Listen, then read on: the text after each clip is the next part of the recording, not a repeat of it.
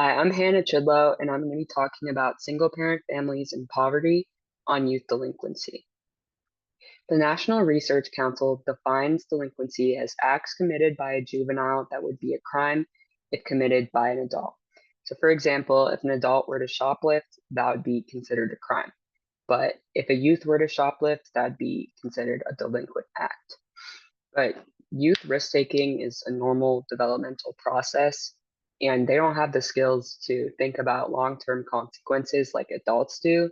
And that's the whole reason why the juvenile justice system broke off from the justice system into their own sect so they can treat these acts of delinquency different. So, my thesis is that the risk factor of belonging in a single parent family on youth delinquency becomes exacerbated when combined with poverty. For a lot of this essay, I'm going to be using single parent families and lack of supervision kind of somewhat interchangeably, and that's just because the two of them go hand in hand, and you'll see why. Um, so single parents have to do everything on their own, and they're missing that other source of income and also supervisor and caregiver.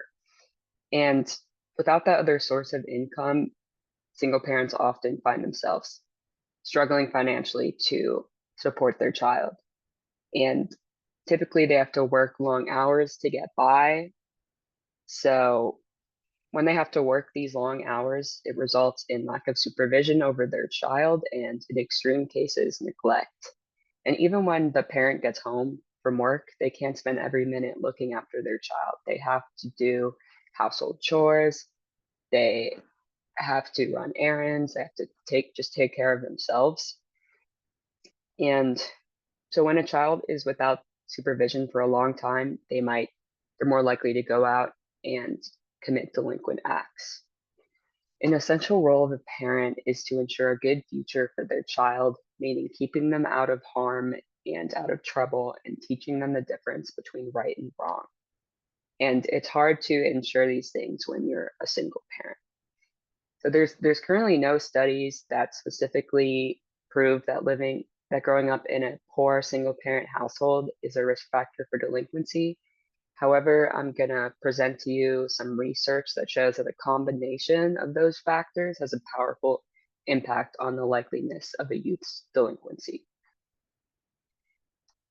According to statistics from the Office of Juvenile Justice and Delinquency Prevention, in 2021, 32% of single parent families with children under the age of 18 lived below the poverty line.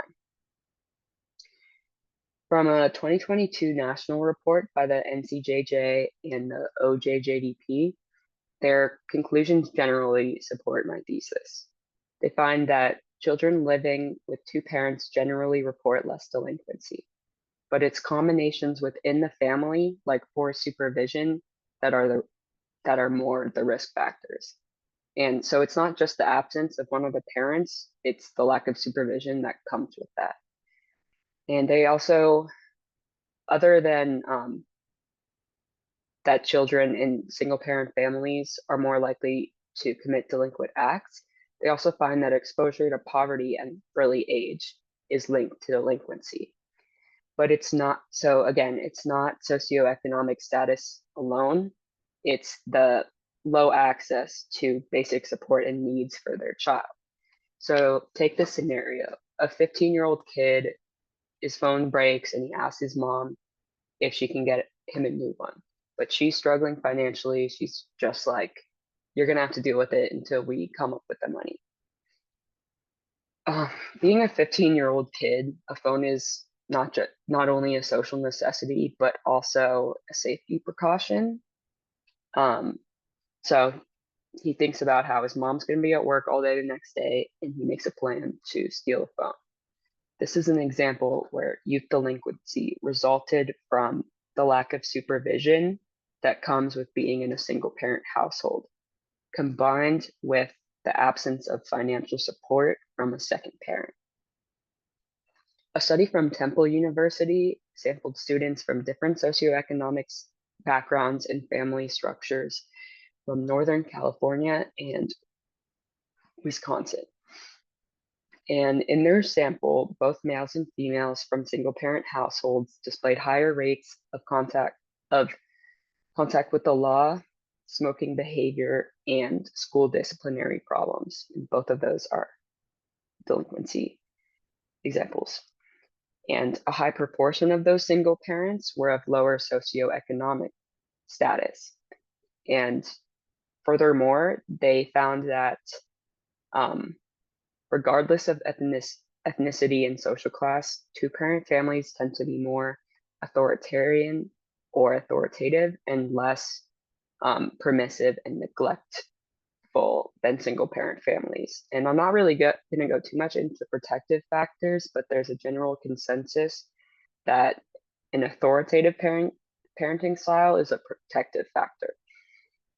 So basically, they just conclude that the multiple demands of being a single parent contribute to their decreased capacity to provide supervision for their children.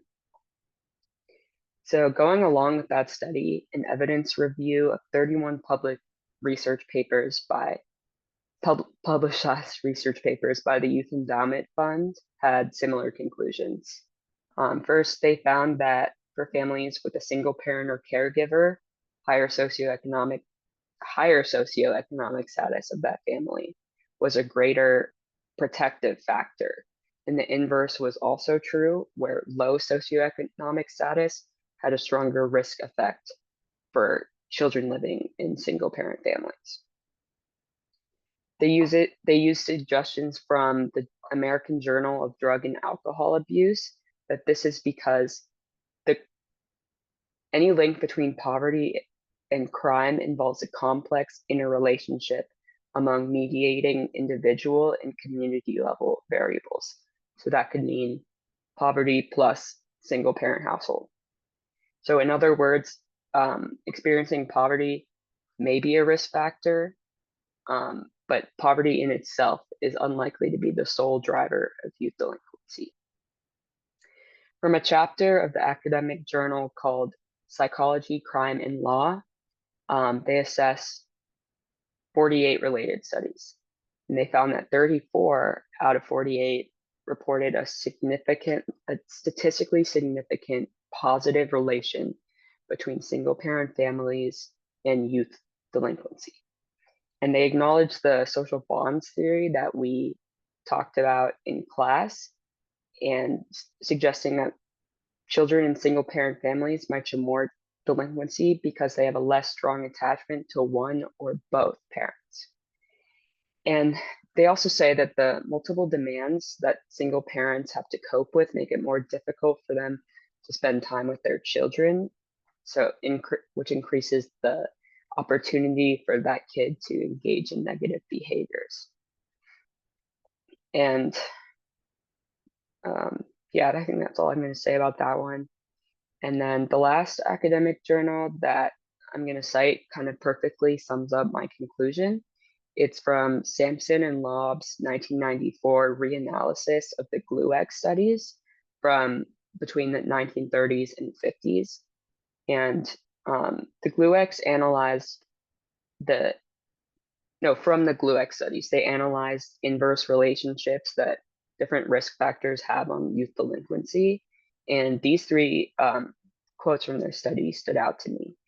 1, youth delinquency declines monotonically with increased levels of supervision and attachment. In fact, 83% of those in the low supervision category were delinquent. 2, a 1-unit increase in mother supervision on a 3-point scale is associated with over a 50% decrease in official delinquency. And 3, the significant effect of poverty on delinquency is eliminated when discipline, supervision, and attachment are controlled.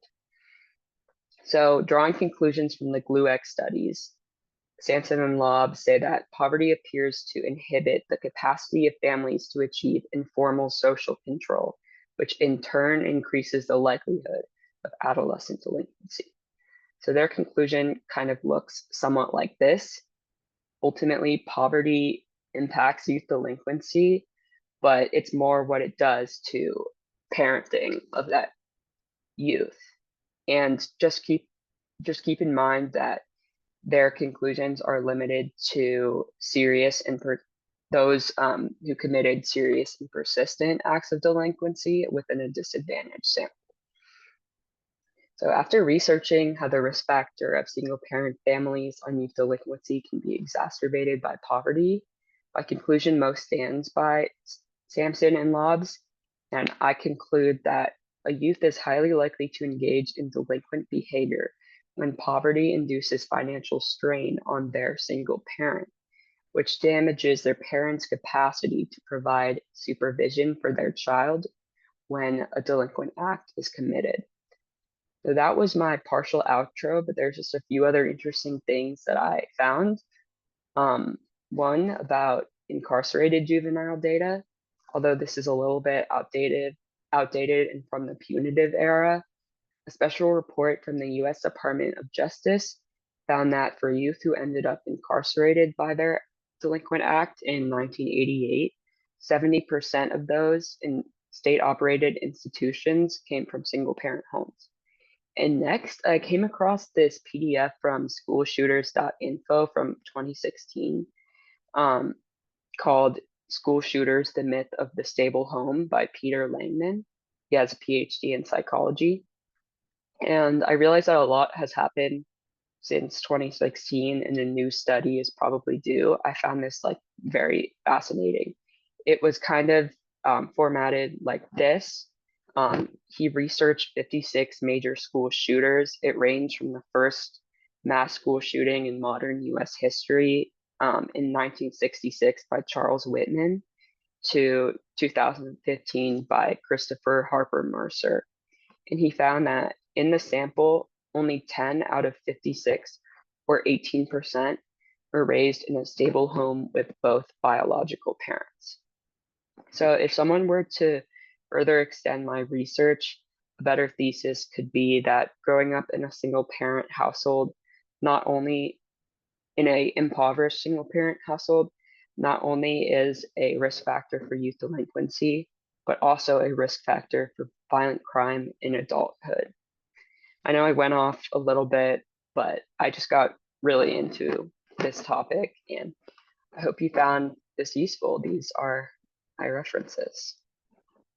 Thank you.